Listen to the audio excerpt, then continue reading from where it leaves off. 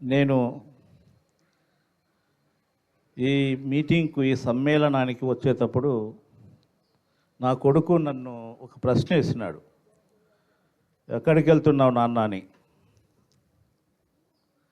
మంగళగిరిలో నాస్తిక సమ్మేళనాలు జరుగుతున్నాయి, నేను ఆ సమావేశానికి పోతున్నా అని చెప్పిన.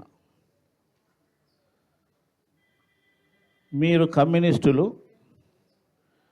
మీకు మతం పట్ల దేవుని పట్ల ఒక నిర్దిష్టమైనటువంటి అభిప్రాయాలు ఉంటాయి. అట్లాగే నాస్తికులకు కూడా మతం పట్ల దేవుని పట్ల ఒక నిర్దిష్టమైనటువంటి అభిప్రాయాలు వాళ్ళు కూడా కలిగి ఉంటారు. మీరందరూ ఒక చోట గుమిగూడి మాట్లాడుకోవడం వలన వచ్చే ప్రయోజనం ఏంటి అని అడిగినాడు నన్ను. నాకు కూడా లాజికే అనిపించింది. అంటే వాని అర్థం ఏమిటంటే, మీరు అసలు రంగస్థలంలోకి పోకుండా మీ చోదక శక్తులు ఎక్కడున్నాయో మీకు పనికొచ్చే మీరు నమ్మిన సిద్ధాంతాన్ని మతం పట్ల కానీ లేదా కమ్యూనిస్టు తత్వం పట్ల కానీ ఆ సిద్ధాంతాన్ని తీసుకుపోవలసినటువంటి చోదక శక్తులు ఎక్కడున్నాయో వాళ్ళను అన్వేషించకుండా వాళ్ళకు చెప్పకుండా మీరు ఒకంత నిర్లక్ష్యం వహిస్తున్నారేమో అనేటువంటి మాట మనము అనేటువంటి స్పృహ కూడా నాకు వచ్చింది. మనకు బయట విద్యార్థులు యువజనులు ఎంతోమంది ఉన్నారు, లేదా అటు ఇటు కొట్టుబిట్టాడేటువంటి ఏటు తేల్చుకోలేనటువంటి యువత కూడా ఉంది. వాళ్ళందరి దగ్గరికి పోవాల అనేటువంటి ఆవశ్యకతను అందరము గుర్తించడంలో విఫలమైపోతున్నాం. సరే, అది ఒక అంశము. నేను ఇది మొదటిసారి రెండు రోజులు ఇక్కడ పాల్గొనడం. ఇంతకుముందు గతంలో ఒకసారి వచ్చిన ఒక గంట అట్లా ఉండిపోయినా. ఈ సమ్మేళనాలలో నేను గమనించింది ఏంటంటే, ప్రత్యక్షంగానో పరోక్షంగానో మార్క్సిజం చుట్టూ మన ఉపన్యాసాలు తిరుగుతున్నాయి.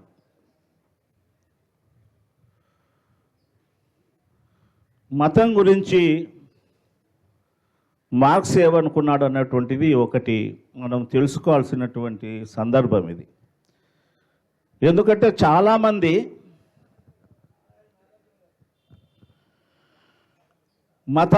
మార్క్స్ మతమును మత్తుమందు అన్నాడని చెప్పేసి ఆ మాటతో ఆపేస్తున్నారు. అది నిజంగా మార్క్స్ను మిస్ఇంటర్ప్రిట్ చేయడం అన్నా అవుతుంది, లేదా మార్క్స్ను వక్రీకరించడం అన్నా అవుతుంది. మార్క్స్ అదొక్క మాటే చెప్పలే, మతం మత్తుమందు అనే మాటే చెప్పలే. దానికి ముందు చెప్పినాడు, దానికి వెనుక చెప్పినాడు. అంటే మనం ఏం మాట్లాడుకుంటున్నామంటే, తల తీసేస్తున్నాం, కింద పార్ట్ తీసేస్తున్నాం, మధ్యలో ఏదో ఒక పదాన్ని పట్టుకొని మార్క్స్ మతం మందు అన్నాడని చెప్పేసి అనేక విమర్శలు మన మీద వచ్చేందుకు మనమే కారణమవుతున్నాం అనేటువంటిది నాకు వస్తున్నటువంటి సందేహం. నిన్న మొన్నటి నుంచి కూడా చర్చ జరుగుతున్నటువంటి నేపథ్యంలో కూడా మార్క్స్ మతం మత్తుమందు అన్నాడని చెప్పేసి జరుగుతూ ఉన్నాయి చర్చలు. మార్క్స్ మతం గురించి ఏమన్నాడు, ఏం ఆలోచన చేసినాడు? మార్క్స్ ఏమన్నాడంటే, మనిషే మతాన్ని సృష్టించినాడు, మతం మనిషిని సృష్టించలేదు. ఇది మతం విమర్శ యొక్క పునాదిగా ఉండాలి. దాని అర్థం ఏంటి? మీకందరికీ స్పష్టం వివరించి చెప్పాల్సినటువంటి అవసరం లేదు. మనిషే మతాన్ని సృష్టించినాడు, మతం మనిషిని సృష్టించలే. మీరు చెప్తారు కదా, మనిషే దేవుణ్ణి సృష్టించినారు, దేవుడు మనుషులను సృష్టించలేదనేది మీ స్లోగన్. మార్క్స్ చెప్పినటువంటిది అది. ఎటువంటి మనుషులు మతాన్ని సృష్టించినారు, ఏ పరిస్థితులలో మతాన్ని సృష్టించినారు? తన్ను తాను అర్థం చేసుకోలేనటువంటి మనిషి, తన్ను తాను కోల్పోయినటువంటి మనిషి మతాన్ని ఒక స్వీయ చైతన్యంగా గుర్తించినాడు. తను తాను అర్థం చేసుకోలేకపోవడం అంటే ఏంటి అంటే మన ముందున్నటువంటి ప్రకృతి నియమాలు. ఎందుకంటే మనిషి ఈ విశ్వంలో ఈ ప్రపంచంలో ఉన్నటువంటి జీవరాశుల కంటే అన్నిటికంటే బలహీనుడు. గద్దలాగా పదునైన చూపు ఉండదు మనిషికి. గద్ద ఎంతో పైనుంచి చూస్తుంది. జింకలాగా పరిగెత్తే వేగం ఉండదు. లేకపోతే సింహానికో పులికో ఉన్నటువంటి పంజా ఉండదు. మనిషికి ఉన్నటువంటిది ఒకే ఒకటి ఏంటంటే మనిషి ఆధిపత్యం ప్రకృతి మీద సాధించడానికి మేధస్సు. ఆ మేధస్సు కూడా క్రమంగా అంటే మానవుని మేధస్సులోని చైతన్యం క్రమంగా పెరుగుతున్నటువంటి సందర్భాన్ని మనం చూస్తున్నాం. ఈ ప్రకృతిని, ఈ నియమాలను, ఈ సృష్టిలో లేకపోతే ఈ ప్రపంచంలో తన స్థానాన్ని తెలుసుకోలేనటువంటి వ్యక్తి స్వీయ చైతన్యంగా మతాన్ని స్వీకరించినాడు, మతాన్ని సృష్టించినాడు. తన్ను తాను పోగొట్టుకున్న వ్యక్తి అంటే ఏంటి? వాడికి అర్థం కాల. నేను సృష్టి చేసినది, నేను ఉత్పత్తి చేసినది నాకు దక్కకుండా పోతుంది, అదే ఎవరి పాలో అవుతుంది అంటే మనిషి పరాయీకరణ చెందుతూ ఉన్నాడు. ఇక్కడ తాను సృష్టి చేసినది, తాను ఉత్పత్తి చేసింది తనకు దక్కకపోగా ఎవరికో దక్కుతుంది అనేటువంటి పరాయీకరణ చెందిపోతున్నటువంటి నేపథ్యంలో మనిషి వాడికి ఎక్కడ ఏం దొరకలే ఇంకా. అందుకని అది ఒక స్వీయ చైతన్యంగా మతం సృష్టించబడింది. అందుకే ఏమంటాడు మార్క్స్, మతం అనేటువంటిది అణిచివేయబడ్డ జీవుల నిట్టూర్పు లేదా ఓదార్పు. అణిచివేత గురైనటువంటి వాడికి ఎక్కడ ఏది ఎతకడానికి ఎక్కడ దొరకకపోతే అది ఒక నిట్టూర్పుగా, ఒక ఓదార్పుగా అనిపించింది. హృదయం లేని ప్రపంచంలో హృదయము, ఆత్మ లేని పరిస్థితులలో ఆత్మ. మన చుట్టూ ఉన్నటువంటి భౌతిక పరిస్థితులకు ఆత్మ ఉండదు, కానీ వీని మీద ప్రభావం పడుతుంటుంది, వీని జీవితాన్ని శాసిస్తుంటుంది. వాడికి ఎక్కడ ఏమీ తీసుకోవడానికి లేదు. అందుకని హృదయం లేని ప్రపంచంలో హృదయము, ఆత్మ లేని పరిస్థితులలో ఆత్మ, అది ఒక ప్రజలకు మత్తుమందు అన్నాడు. మత్తుమందు అంటే మనం మత్తుమందనే తీసుకోవాల్సినటువంటి అవసరం లేదు. వాడికి దిక్కు లేదు, దివాణం లేదు, వాని సమస్యకు పరిష్కారం దొరుకుతలేదు, ఎక్కడో ఒకసాట ఉపశమనం కలగాలి. ఉపశమనం అంటే మత్తు తీసుకుంటే కాసేపు మనం అన్నీ మర్చిపోతాం, లేదా ఉపశమనం పొందుతుంది. మన బాధలకి, మన కష్టాలకి కారణం తెలియనప్పుడు వాడు భ్రమపూరితమైనటువంటి ఆనందాన్ని పొందడానికి ప్రయత్నం చేస్తాడు. ఆ భ్రమపూరితమైనటువంటి ఆనందాన్ని పోగొట్టాలంటే నిజమైన ఆనందాన్ని ఇవ్వాలా అంటే మతాన్ని రద్దు చేయమని కోరడం అంటే మతానికి ఇచ్చేటువంటి భ్రమపూరిత ఆనందం కాకుండా నిజమైన ఆనందాన్ని కోరుకోవడమే, నిజమైన ఆనందాన్ని డిమాండ్ చేయడమే. ఏ పరిస్థితులైతే సమాజంలో, ఏ కండిషన్లు అయితే సమాజంలో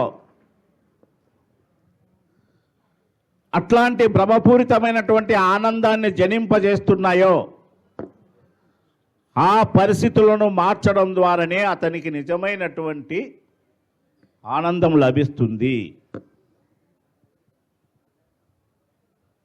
ఇది మార్క్స్ చెప్పినటువంటిది మతాన్ని గురించి. అంటే మొత్తం ఎటువంటి పరిస్థితుల్లో మనిషి అట్లాంటి మతాన్ని సృష్టించుకున్నాడు అనేటువంటి దానికి మతాన్ని గురించి మార్క్స్ చెప్పినటువంటిది. నిజానికి మతాన్ని గురించి మార్క్స్ నాకు తెలిసినంత వరకు ఎక్కువగా మాట్లాడాల. ఎందుకంటే ఆయన దృష్టి, ఆయన మెథడాలజీ అంతా డైలెక్టికల్ మెటీరియలిజము, హిస్టారికల్ మెటీరియలిజం కాబట్టి ఆయన పంతా ఆయనలో పోయినాడు. ఈ మాటలు కూడా ఎక్కడ చెప్పినాడంటే a contribution to critic of Hegel philosophy of right అనేటువంటి 1844లో ఆయన రాసినటువంటి పుస్తకంలో మతానికి సంబంధించినటువంటి ఈ భావనను మార్క్స్ వ్యక్తపరిచినాడు. అంటే మార్క్స్ అభిప్రాయం ఏంటంటే, మనం మతాన్ని ఊరికే సూపర్ఫిషియల్గా నిందించడం ద్వారానో లేకుంటే దేవుణ్ణి విస్మరించడం ద్వారానో మతం సృష్టించినటువంటి భ్రమలను మనం పోగొట్టలేము. ఆ భ్రమలకు కారణమైనటువంటి కండిషన్స్ను మార్చడం ద్వారానే అటువంటి భ్రమలను పోగొడతామని చెప్పేసి ఒక కార్యాచరణ పద్ధతిలో కార్యక్రమం ఉండాలనేటువంటి భావన మార్క్స్ది. అంత బాగా చెప్పినాడు మార్క్స్. ఎందుకంటే ఏది గాలిలో నుంచి పుట్టదు. ఎక్కడ కూడా ఏదైనా కానీ, అది సైన్స్ అయినా లేకపోతే మార్క్సిజం అయినా లేకపోతే మతమైనా ఇంకొకటైనా గాలిలో నుంచి పుట్టదు. అది మన మానవ జీవన పరిస్థితుల నుంచే పుడుతుంది. దాన్ని అర్థం చేసుకోవాలంటే చారిత్రక భౌతికవాద నియమాలను దృష్టిలో పెట్టుకొని ఆ అవగాహన నేపథ్యంలో అర్థం చేసుకోవాలి. ఇప్పుడు మనధర్మశాస్త్రం ఉంది. మను ఏం చెప్పినాడో అందరికీ తెలుసు. స్త్రీకి స్వాతంత్రం లేదు, శూద్రుడు చదువుకు అనర్హుడు, వేదం వినరాదు, చదవకూడదు. వాని కర్తవ్యమేమి, వాని ధర్మం ఏంటంటే పైన ఉన్న 3 వర్ణాలకి సేవ చేయడమే వానికి స్వభావతగా వచ్చినటువంటి, సహజంగా వచ్చినటువంటి ధర్మం అని చెప్తాడు. అంటే స్త్రీల పట్ల, శూద్రుల పట్ల మనువు వ్యక్తపరిచినటువంటి అభిప్రాయాలు ఇవి. శూద్రునికి వేరే పని ఏం లేదు, ద్విజులకు సేవ చేయడం మాత్రమే శూద్రుని యొక్క పని. ఇది స్థూలంగా మనుధర్మశాస్త్రం చెప్పినటువంటిది. ద్విజులు అంటే ఎవరో మీకు అందరికీ తెలుసు. మనమందరము అమ్మా నాన్నకు ఒక్కసారే పుడతాం, కానీ ద్విజులు 2 సార్లు పుడతారు. ఒకసారి వాళ్ళ అమ్మా నాన్నకు పుట్టడము, రెండోసారి ఉపనయనం చేయడం అనేటువంటిది అది ద్విజులకు మాత్రమే ఉంటుంది. అంటే బ్రాహ్మణ, క్షత్రియ, వైశ్య వీళ్ళకే ఉంటుంది. నేను అడిగేది ఏంటంటే, నా బేసిక్ ప్రశ్న ఏంటంటే, మనువు ఏమన్నా ఒక చెట్టు కింద కూర్చొని ఇదో వీళ్ళు ఇట్లా ఉండాలా, బ్రాహ్మణులు ఇది చేయాలా, భౌతిక కార్యకలాపాలు చేయాలా, తపస్సు చేయాలా, శమం దమం లాంటి కార్యక్రమాలు చేయాలా, రాజులు దరిద్రుని పాలించాలా, యుద్ధంలో వెనుగుదిరిగిపోకుండా ఉండాలా, పరిపాలన చేయాలని చెప్పేసి, వైశ్యులు వ్యాపారం చేయాలా, పొలాలు దున్నాలా అని చెప్పేసి, శూద్రులు ఈ పై 3 వర్ణాల వారికి సేవ చేయాలని చెప్పేసి ఏమన్నా ఒక చెట్టు కింద కూర్చొని రాసినాడా? ఆయనకు కూడా ఈ శ్రేణీకృత సమాజాన్ని చూసి దీనికి విభజన చేయడానికి కావాల్సినటువంటి ప్రాతిపదిక ఉండాలి కదా. గాల్లోంచి ఏది రాదు కదా. మనువు చెట్టు కింద కూర్చొని రాసినాడంటే నేను ఒప్పుకోను. అది వేరే విషయం. నేను ఒప్పుకున్నా ఒప్పుకోకపోయినా మీరు ఒప్పుకుంటారంటే నేనేం చేయలేను. అంటే మనువు ఇట్లా రాయడానికి ప్రధానమైనటువంటి కారణం ఏంటంటే ఆనాడు అమలులో ఉన్నటువంటి ఉత్పత్తి వ్యవస్థ. వర్ణ వ్యవస్థని ఏ దృష్టితో చూడాలి మనము? ఒక ఉత్పత్తి వ్యవస్థగా చూడాలి మనం. కేవలము 4 విభాగాలుగా చేయడం అనేటువంటిది కాకుండా ఒక ఉత్పత్తి వ్యవస్థ. ఎవరు అదనపు విలువను పొందుతారు, ఎవరు శ్రమ చేయాలి, ఎవరు సేవ చేయాలి అనేటువంటిది నిర్ణయించి ధర్మశాస్త్రంగా రూపొందించాలంటే ఆ ఉత్పత్తి, అదనపు ఉత్పత్తి ఎవరైతే పొందుతున్నారో, వాళ్ళు ఎవరైతే లాభం పొందుతున్నారో ఆ స్థితిని యథాతథంగా అమలు చేయడం కోసం కావాల్సినటువంటి నీతి సూత్రాలు, ధర్మ సూత్రాలు ఆటోమేటిక్గా సమాజం భౌతిక పరిస్థితుల నుంచే, ఆనాటి ఉన్నటువంటి ఉత్పత్తి వ్యవస్థ పరిస్థితుల నుంచే ఉత్పన్నమవుతాయి. ఆ నేపథ్యంలోనే మనుధర్మశాస్త్రం కూడా వచ్చింది. ఒక వ్యవస్థను, ఉత్పత్తి వ్యవస్థను దృష్టిలో పెట్టుకొని రాసినాడు. మనం అట్లా అర్థం చేసుకోవాలి. లేకుంటే మనువుకు కూడా ఏం ఆధారం? ఊరికి చాలా ఈజీగా చెప్పచ్చు. బ్రహ్మముఖము నుంచి బ్రాహ్మణులు పుట్టినారు, బాహువుల నుంచి క్షత్రియులు పుట్టినారు, తొడల నుంచి వైశ్యులు పుట్టినారు, పాదాల నుంచి తిప్పి తిప్పి చెప్తారు. పురుష సూక్తం, ఋగ్వేదంలో పురుష సూక్తం కానుంచి, మనుస్మృతి కానుంచి, భగవద్గీతలో అంటే నేనే అన్నాడు అనుకో, అక్కడ భగవంతుడు అంటే కృష్ణుడు నేనే అన్నాడు. అంటే ఏదైనా కానీ గాలిలోంచి ఉత్పన్నం కాదు. మనము అట్లా వర్ణ వ్యవస్థను ఎవరెవరి బాధ్యతలు ఏంటి, ధర్మాలు ఏంటి అని నిర్ణయించడానికి కూడా ఒక ఉత్పత్తి వ్యవస్థే కారణమైంది. వర్ణ వ్యవస్థను మనం ఆ రకంగా చూడాలి. మతం అనేటువంటిది ధర్మశాస్త్ర రూపంలో ఉంటుంది, తాత్విక ముసుగు కూడా వేసుకుంటుంది. ఏ ముసుగులో ఉన్నా మతతత్వం ఏమిటంటే అది మతం రూపంలో ఉండి, తాత్విక రూపంలో ఉండి, ధర్మశాస్త్ర రూపంలో ఉండని, ఇతిహాస రూపంలో ఉండని, దేవుని రూపంలో ఉండని, ఏ రూపంలో ఉన్నా కానీ మతం అనేటువంటిది అసమానతలను సమర్థిస్తుంది,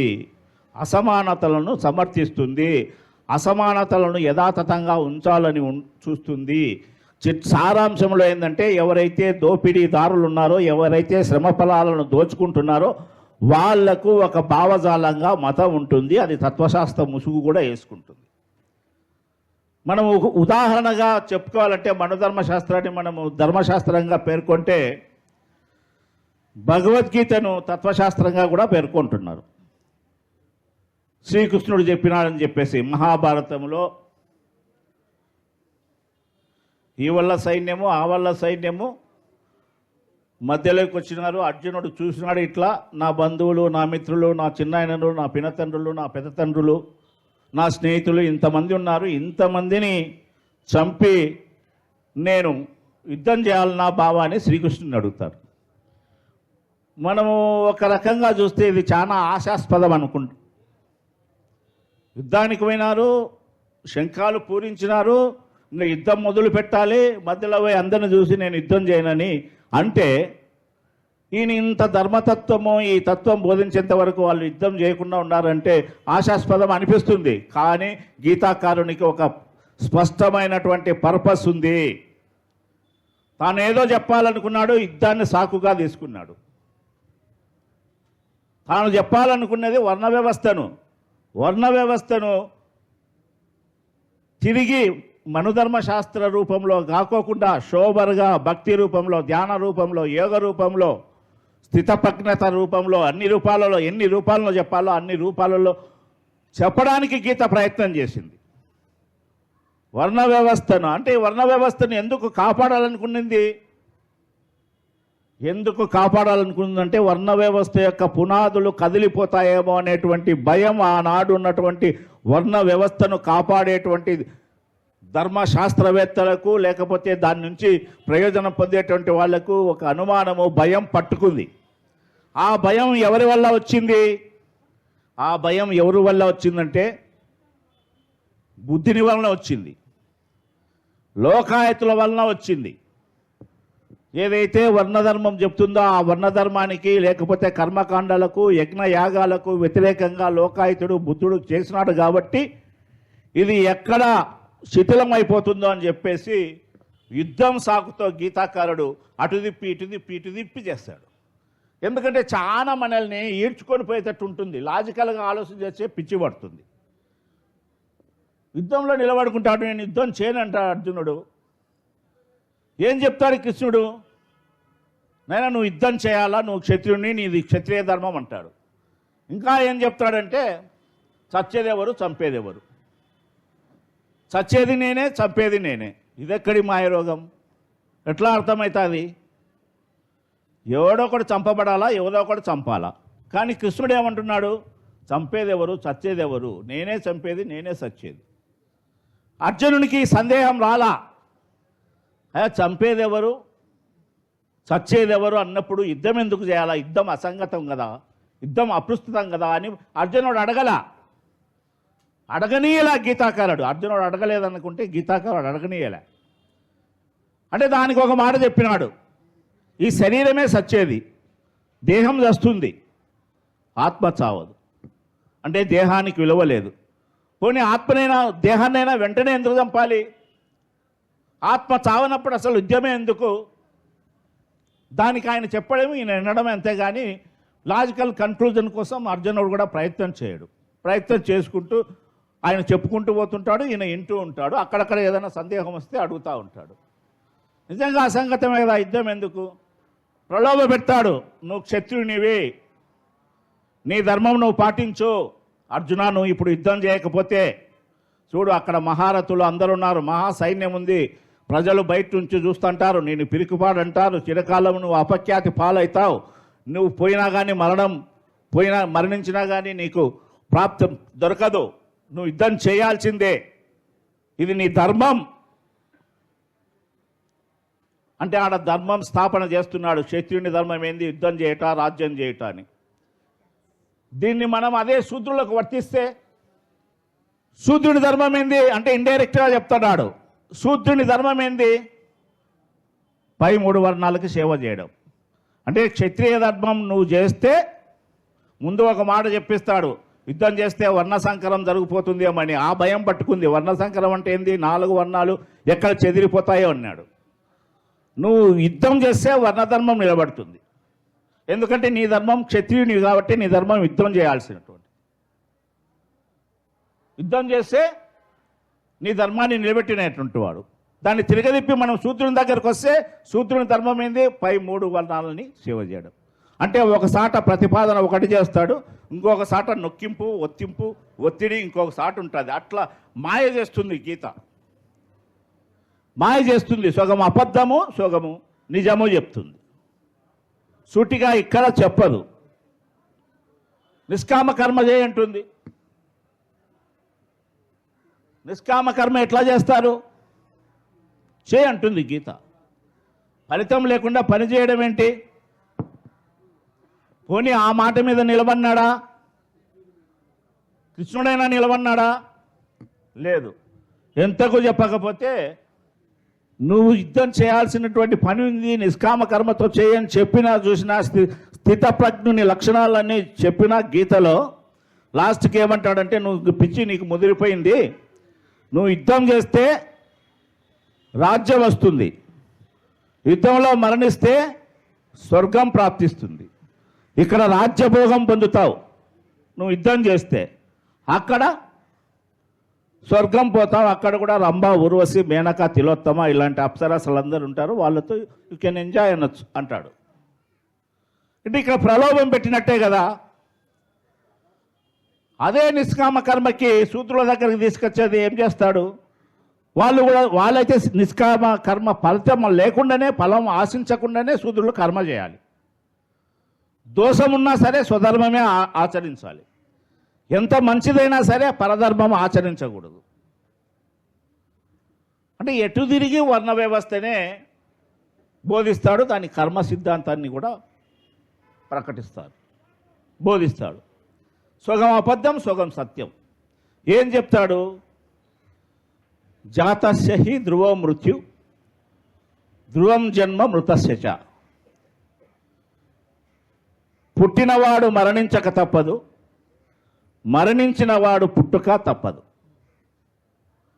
ఇందులో సగం మనకు బాగా అర్థమవుతుంది, అనుభవంలోకి ఉంటుంది సగం మనకి. ఎందుకంటే మనం చూస్తున్నాం, మన అనుభవంలో ఉంది. పుట్టినవాడు మరణిస్తాడనేటువంటి అనుభవం మనలో ఉంది, ఆ జ్ఞానం మనకుంది. కానీ మరణించిన వాడు పుడతాడనేటువంటిది ఎక్కడ మనకి నిరూపణ లేదు.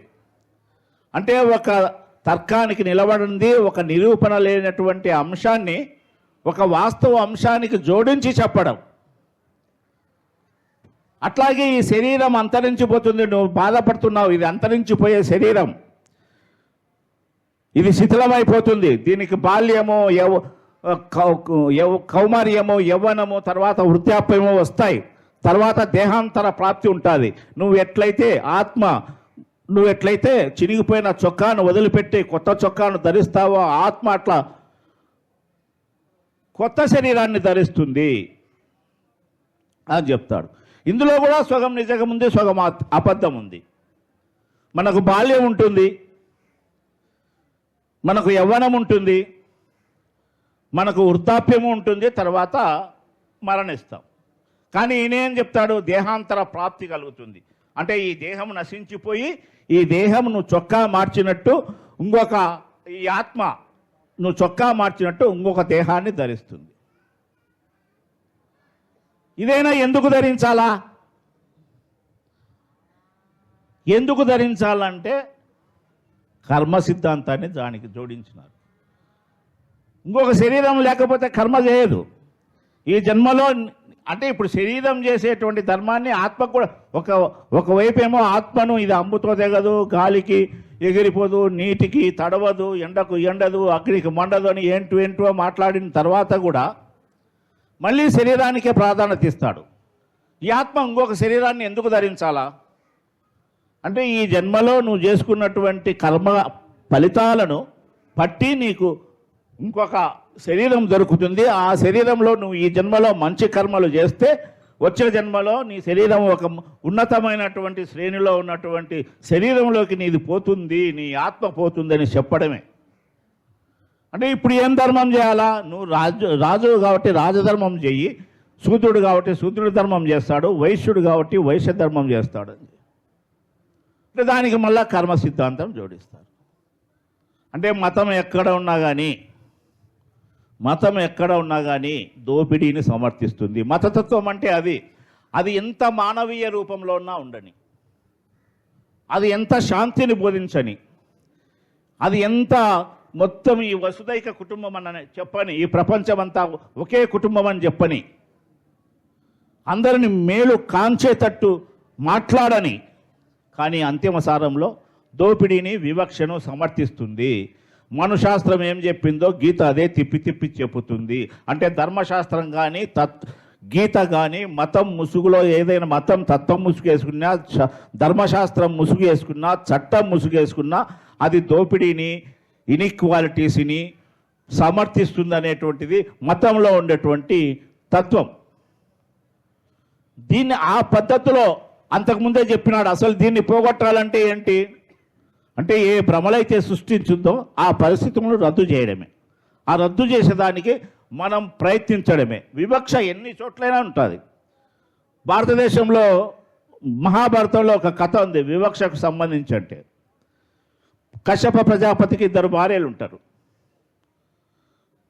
ఒక ఆమె పేరు వినత, విదిత అనుకుంటాం. మొత్తానికి వాళ్ళు ఏదో పని పాట లేక ఆకాశంలో విహారం చేస్తుంటే దూరంగా ఒక గుర్రం నిలబడుకొని ఉంటుంది. ఒక ఆమెమో సర్పాలకు తల్లి, ఒక ఆమెమో గరుత్మంతునికి తల్లి. నాకు పేర్లు సరిగా గుర్తులేవు కానీ సారాంశం మీకు బోధపడుతుంది.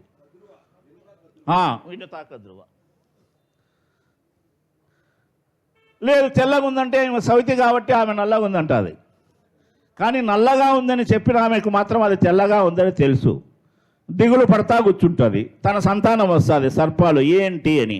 ఇట్లా నేను మీ పెద్దమ్మనో చిన్నమ్మనో ఏదో ఒక అమ్మ ఇట్లా పందెం వేసుకున్నాను, నేను తెల్లగా ఉంది కానీ అది నల్లగా లేదు, తెల్లగానే ఉంది అంటారు. నువ్వేం భయపడాకు, మేము ట్రిక్ చేస్తాంలే అని చెప్పేసి అంత దూరంగా పోయి ఒక పాము పోయి అతని తోక కడుచుకుంటుంది, అదో నల్లగా ఉంది చూడని. అంతకుముందు కండిషన్ ఏమి పందెం వేసుకొని ఉంటారు, ఎవరు ఓడిపోతే వాళ్ళు జీవితాంతం దాస్యం చేయాలని. అది పెద్ద సమస్య కాదు, ఆమె దాస్యం చేస్తుంది. గరుత్మంతుడు చూస్తాడు, ఏం నువ్వు వీళ్ళందరికీ నీకు సమాన హోదా ఉంది కదా, ఎందుకు వీళ్ళకి దాస్యం చేస్తున్నావు అంటే ఇట్లా పందెం కాసినా ఇట్లా అని. సరే ఈయన పోయి అడుగుతాడు, మా అమ్మకు దాస్య విముక్తి కావాలంటే ఏమని అంటే ఏం లేదు, మా పిల్లలకి అమృతం తెచ్చి అని చెప్తారు. తన తల్లి దాస్య విముక్తి కోసం గరుత్మంతుడు ఏం చేస్తాడో అమృతం తీసుకురావడానికి వెళ్తాడు. వెళ్ళేటప్పుడు వాళ్ళ అమ్మను ఒక మాట అంటాడు. చూడు ఎంత తీసుకొని వచ్చినారు. ఏమని అంటాడు? వాళ్ళ అమ్మతో ఏమని అడుగుతాడు? అమ్మ నేను ఏం తినాలి అని అడుగుతాడు. అంతవరకు వానికి తెలియదా వాడు ఏం తినాలనో? ఏదో ఒక తిని బతుకుతుంటాడు కదా, ఆ తినేదే తినచ్చు కదా. కానీ వాళ్ళ అమ్మని అడుగుతాడు ఏం తినాలని. నా సర్వభక్షణ చెయ్యి, ఒక్క బ్రాహ్మణుని మినహా అంటారు. అంటే ఏమన్నా తిను నువ్వు, నాకు అభ్యంతరం లేదు, ఒక బ్రాహ్మణుని మాత్రం తినవద్దు అని చెప్తాను. ఏమ్మా నేను తింటే ఎట్లా గుర్తించాలా? బ్రాహ్మణుని పొరపాటును తిన్నా అనుకో ఎట్లా గుర్తించాలంటే, నాయన ఆయన మింగుడు పడడు, ఎప్పుడైతే నీ గొంతులోకి పోతాడో నీ గొంతు విషం తాగినటువంటి ఒక మంట పుడుతుంది నీ గొంతులో అంటారు. సరే ఆయన ఏదో దొరికినదంతా తినుకుంటా పోయి ఒక కొలనో చెరువో ఏదో ఉంటే అక్కడ వాళ్ళు నీళ్లు తాగాలని ప్రయత్నం చేస్తాడు. నీళ్లు తాగుతాడు. నీళ్లు తాగితే ఏమవుతుందంటే ఆ నీటిలో బ్రాహ్మణుడు, ఒక నిషాద కన్య, ఏ రూపంలో ఉంటారంటే మత్స్య రూపంలో ఉంటారు, చేపల రూపంలో ఉంటారు, క్రీడిస్తూ ఉంటారు. అంటే కామ కలాపం చేసుకుంటుంటారు వాళ్ళు. అంటే మనుషుల రూపంలో వాళ్ళకి తృప్తి లేదు. ఎన్ని రూపాయలు ఉండా అన్ని రూపాయలకి పోయి వాళ్ళు సంభోగించాల్సిందే. అట్లా చేసుకునే క్రమంలో, నీళ్లు తాగే క్రమంలో ఈ బ్రాహ్మణుడు, అంటే చాప రూపంలో ఉన్నటువంటి బ్రాహ్మణుడు ఆయన గొంతులోకి పోతాని విపరీతమైనటువంటి మంట పుడుతుంది. అయ్యో మా అమ్మ చెప్పింది కదా, బ్రాహ్మణుడు కిందికి పోడు, మంటలు వేస్తుంది కదా, నేను పొరపాటు చేసిన అని ఆయన్ను కిందికి వదిలిపెడతాడు. వదిలిపెట్టినాక ఆయనేమంటాడు, ఇంకొకరు ఉన్నారు లోపల అంటారు. అంటే మా అమ్మ చెప్పిన లక్షణాలు ఏమి నాకు కనపడలేదంటాడు గరుత్మంతుడు. మీ అమ్మ చెప్పి ఉండకపోవచ్చు, ఆమెను నేను తాకినా ఆమె నన్ను తాకింది కాబట్టి ఆమెకు కూడా బ్రాహ్మణత్వం వచ్చింది, నువ్వు మర్యాదగా ఆమెను కూడా వదులు అంటాడు. వదిలిపెడతాడు. అంటే ఇదేం చెప్తుంది? వివక్షే కదా. అంటే ఒకవైపు దోపిడీని, అంటే భారతదేశాన్ని సందర్భంగా తీసుకున్నప్పుడు ఏ పురాణమైనా ఏ ఇతిహాసమైనా ఇక్కడ ఉన్నటువంటి కుల వివక్షను కానీ, బ్రాహ్మణ ఆధిక్యతను కానీ, వర్ణ ధర్మాలను కానీ ప్రతిపాదన చేసుకుంటూనే పోతూ ఉంటుంది. అది ఏ రూపంలో ఉన్నా కానీ. రామాయణంలో అట్లాంటిదే శంభుకుని వృత్తాంతం, మీకు అందరికీ తెలుసు. శంభుకుని వృత్తాంతం కూడా అటువంటిదే. శంభుకుడు ఏం పాపం చేసినాడని తపస్సు చేసుకుంటుంటాడు. తపస్సు చేసుకుంటుంటే ఒక అగ్రహారంలో ఉండేటువంటి బ్రాహ్మణుని పిల్లోడు చనిపోతాడు. చనిపోతే వాళ్ళు ఎందుకు చనిపోయినాడో, ఆరోగ్యంగా ఉన్న పిల్లవాడు ఉన్నట్టుండి అకస్మాత్తుగా ఎందుకు చనిపోయినాడని ఆలోచన చేస్తే వాళ్ళ దృష్టికి దోచింది, వర్ణ ధర్మాన్ని దాటి ఒక శూద్రుడు తపస్సు చేసుకుంటున్నాడని చెప్పేసి వాళ్ళకు తెలిసి వస్తుంది. తెలిసి వచ్చిన తర్వాత శంభుకుడే తెలిసి వచ్చిన తర్వాత అందరూ రాముని దగ్గరికి వెళ్తారు. అయ్యా నీ పరిపాలన, రాముని ధర్మం ఏంది, రాజధర్మం ఏంది? అక్కడ కూడా వర్ణధర్మాన్ని స్థాపించడమే, వర్ణధర్మాన్ని కాపాడడమే రాజధర్మం భారతదేశంలో ప్రాచీన కాలంలో. రాముడు ఏమి ఆలోచన చేయడు. బ్రాహ్మణులు చెప్పినాళ్ళు నేను పాటించాలా కాబట్టి విల్లంబులు తీసుకొని పోయి తపస్సు చేసుకుంటున్నటువంటి, ముక్కు మూసుకొని తపస్సు చేసుకుంటున్నటువంటి, ఎలాంటి హెచ్చరికలు లేకుండా తల నరికేస్తాడు. అంటే వర్ణధర్మాన్ని కాపాడమే కదా. రామాయణం చాలా గొప్పది. రాముడు ఉత్తమ పురుషుడు, మర్యాద రామన్న. ఏం మర్యాద కలబడి సచ్చిందిడా? ఏకపత్ని వ్రతుడులే, ఏకనారి వ్రతుడైనా అట్లే అదే అర్థం వస్తుందిలే. మనకు సంబంధం లే, ఉండని మంచిదే కదా. ఆ క్వాలిటీ ఉంటే వండుకొని మనమైనా ఉండడం మంచిదే కదా. మనకు అది సంబంధం లే. నువ్వు ఏం చేస్తున్నావు?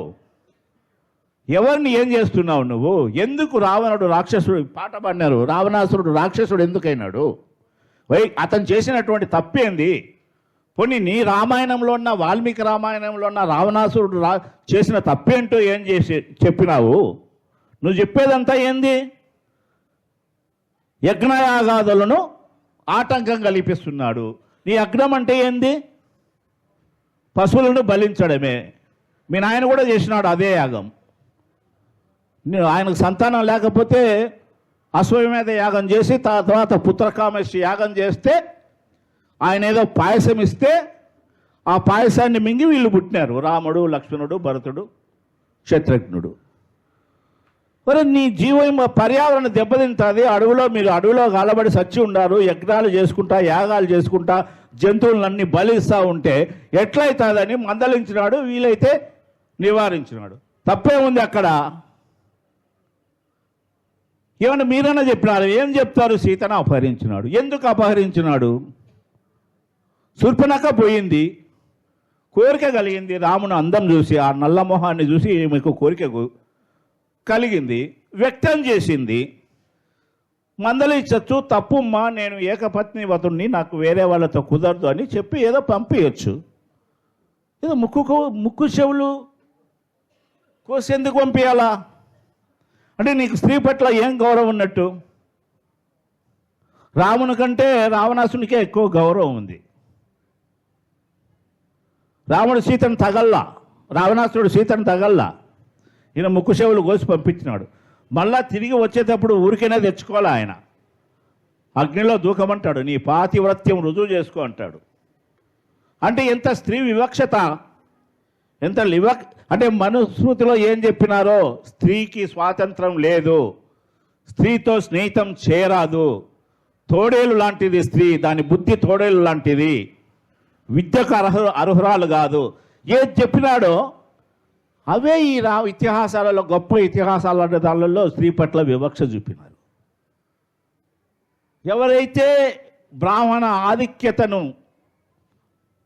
ఆమోదించారో వాళ్ళందరినీ అసురులు అన్నారు, రకరకాల పేర్లు పెట్టినారు, రకరకాలుగా చిత్రించుకుంటూ వెళ్ళిపోయినారు. మతము అనేటువంటిది అల్టిమేట్గా నా పాయింట్ ఏంటంటే, మతం అనేటువంటిది ఏ రూపంలో ఉన్నా, అది తత్వశాస్త్ర రూపంలో ఉన్నా, మతం రూపంలో ఉన్నా, ఇతిహాస రూపంలో ఉన్నా, ధర్మం రూపంలో ఉన్నా, ఉన్నటువంటి వివక్షలను కొనసాగించాలనే ప్రయత్నం చేస్తుంది, లేదా దాన్ని పునాదులను గట్టి చేయాలనేటువంటి ప్రయత్నం చేస్తుంది. అంతకుమించి అదేం చేయదు. అది చెప్పేటువంటి అవన్నీ మాటలు కూడా ఊరికి తిప్పి తిప్పి తిప్పి తిప్పి చెప్పేటువంటివన్నీ వీళ్ళ తత్వం అంతా ఎట్టుంటుందంటే, అదే నిజాన్ని దాచిపెట్టి ఒక అబద్ధాన్ని చెప్పడం, లేదా నిజాన్ని చెప్పి ఒక అబద్ధం చెప్పడం. అన్నమైతేనేమిరా సున్నమైతేనేమిరా, ఈ పాడుపొట్టొక అన్నమే మేలురా అంటాడు. దీన్ని కూడా తత్వం అంటారు. అన్నమైతేనేమిరా సున్నమైతేనేమిరా. అన్నం తింటే మన ఆకలి తీరుతుంది, సున్నం తింటే ఏమవుతుంది, కడుపులో ఉండే పేగులన్నీ కాలిపోతాయి, తినడానికి ప్రయత్నం చేయడు. మళ్ళీ ఏమంటాడు, పోనీ దాంతోనే ఊరుకున్నాడా, అన్నమే మేలురా అంటాడు, మళ్ళీ దీన్ని పాడుపొట్ట అంటాడు. అంటే ఇట్లా ముసుగులు, రకరకాల ముసుగులు వేసుకొని దోపిడీని సమర్థిస్తుంది. మార్క్స్ అందుకే మతాన్ని ఆ రూపంలో చూసినాడు, చారిత్రక భౌతికవాద దృష్టి చూసినాడు. అంటే దాని అర్థం ఏంటి, ఉత్పత్తి వ్యవస్థ ఏదైతే ఉందో, ఉత్పత్తి వ్యవస్థకు అనుకూలమైనటువంటి ఒక సూపర్ స్ట్రక్చర్, ఉపరితల భావజాలం ఏర్పడుతుంది, అనుగుణ్యమైనటువంటి భావజాలం ఏర్పడుతుంది. దాన్నే మనము హిస్టారికల్ మెటీరియలిజంలో బేస్ అండ్ సూపర్ స్ట్రక్చర్ అంటే, పునాది ఉపరితలం. పునాది అంటే ఉత్పత్తి. మానవుడు ప్రాథమికంగా కావాల్సినటువంటిది ఏంటి, ఆహారం కావాలి, గుడ్డలు కావాలి, కొంత ఇది కావాలి. కాలం గడిచే కొద్ది అవసరాలు పెరుగుతాయి కాబట్టి ఆ అవసరాలను తీర్చుకునేటువంటికి దానికి ఒక ఉత్పత్తి చేయాలి. ఆ ఉత్పత్తి ఏ విధానంగా జరుగుతుంది, ఆ ఉత్పత్తి వ్యవస్థలో అదనపు విలువను పరాన్న బుక్కుల చేతిలో కానీ, లేకపోతే శ్రమ చేయకుండా ఉండేటువంటి వాళ్ళ చేతిలో కానీ అందవేసేటువంటి ఒక ఏర్పాటు ఉండాలా. అట్లాంటి ఏర్పాటే మన దేశంలో వర్ణ వ్యవస్థ అనేటువంటిది, అట్లాంటి ఒక ఏర్పాటు. ఉత్పత్తి వ్యవస్థకు అనుగుణ్యమైనటువంటిది ఉంటా అంటే, ఉత్పత్తి వ్యవస్థలో మార్పు వస్తే ఉపరితల భావజాలంలో కూడా, అంటే మతంలో కావచ్చు, ఇతరత్ర అంశాలలో కావచ్చు, భావజాలంలో కూడా మార్పు వస్తుంది అనేటువంటిది మార్క్స్ అభిప్రాయము. మా అభిప్రాయం కూడా అదే. ఒక్క ఉదాహరణ చెప్తాను నేను. రాచరికంలో భూస్వామ్య సమాజంలో ఈనాడున్నటువంటి స్టేట్ లేదు. ఈరోజు ఉన్నటువంటి పౌరులకు పెట్టుబడిదారి సమాజం వేరు, భూస్వామ్య సమాజం వేరు, ఆ ఉత్పత్తి విధానం వేరు, ఈ ఉత్పత్తి విధానం వేరు. ఈ ఉత్పత్తి విధానంలో పరిమితమైన కానీ మనకి పౌరులకు కొన్ని హక్కులు, ఇక్కడ రాజ్యాంగము, చట్టసభలు, ఇతరత్ర జ్యుడిషియరీ ఇవన్నీ ఉండేటువంటివి. కానీ భూస్వామ్య సమాజానికి అనుగుణంగా ఉన్నటువంటి రాచరికంలో రాజే శాసనము, రాజే దండిస్తాడు, రాజే చట్టం చేస్తాడు, రాజే అమలు చేస్తాడు. అక్కడేమో భూమికి బందీకి, ఇక్కడ చట్టం చేయడానికి చట్టసభలు ఉన్నాయి, పౌరులకు హక్కులు. అంటే పరిమితంగా కంపారిటివ్గా చూసినప్పుడు ఫ్యూడల్ వ్యవస్థ లేని కొన్ని వసతులు ఉత్పత్తి విధానంలో మార్పు వచ్చినాయి కాబట్టి పెట్టుబడిదారి వ్యవస్థలో అంతకంటే కొన్ని మెరుగైనటువంటి సౌకర్యాలు, అవసరాలు తీర్చుకునేటువంటి సాధనాలు, కొన్ని హక్కులు లభించినాయి. అంటే ఉత్పత్తి వ్యవస్థలో మార్పు వస్తే ఉపరితల భావజాలంలో కూడా మార్పు వస్తుంది. దీన్ని పునాదిగా చూసుకొని మనం అర్థం చేసుకున్నప్పుడు ధర్మశాస్త్రాలైనా, తత్వశాస్త్రమైనా, ఇంకొక శాస్త్రమైనా, ఏదైనా కానీ మనము అవగాహన చేసుకోవడానికి వీలుగా ఉంటుందని చెప్పేసి నాకు ఈ అవకాశం ఇచ్చినటువంటి సుధాకర్ గారికి, మీకు ధన్యవాదాలు తెలుపుకుంటూ సెలవు.